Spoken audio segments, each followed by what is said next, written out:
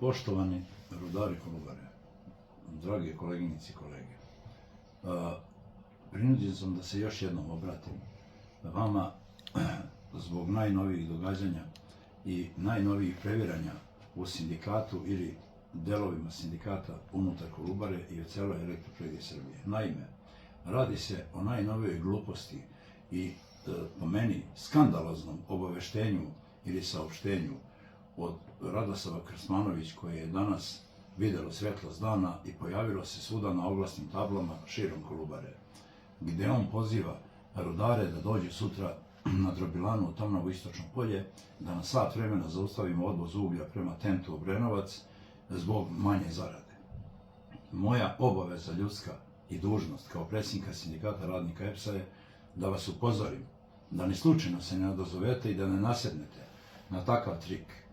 Zato što na prvoj sednici vlade, koja je zakazana za četvrtak, trogodišnji program poslovanja za Elektroprivredu Srbije će biti usvojen po obećanjima gospođe Ane Brnabić i u dogovoru sa VD direktorom EPS-a, gospodinom Miroslavom Tomašević. Znači, ovo je isključivo lična promocija i unošenje nemira koje može da nanese nesagledive štete rudarima. Posle svih onih havarija i svih loših stvari koje su se desile, taman kad smo se oporavili i kad je Kolubara stala na svoje noge i Elektroprivreda Srbije i u trenutku kada izvozimo električnu energiju, mislim da ovaj korak je poguban za rudare Kolubare.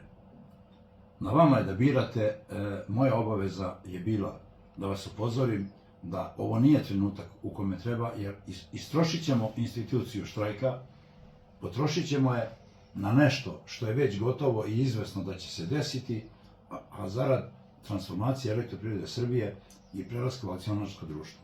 Sačuvajmo instituciju štrajka za trenutak kada će nam zaista biti potreban štrajk, ne daj Bože da do njega dođe, nemojmo trošiti kredibilitet. Hvala vam. Ako imate poverenje u ovu grupaciju na čijem čelu sam ja, nemojte se odazvati nikakvom zaustavljanju vozova, jer to je suludo, to je pucanj u sopstvenu nogu. Hvala.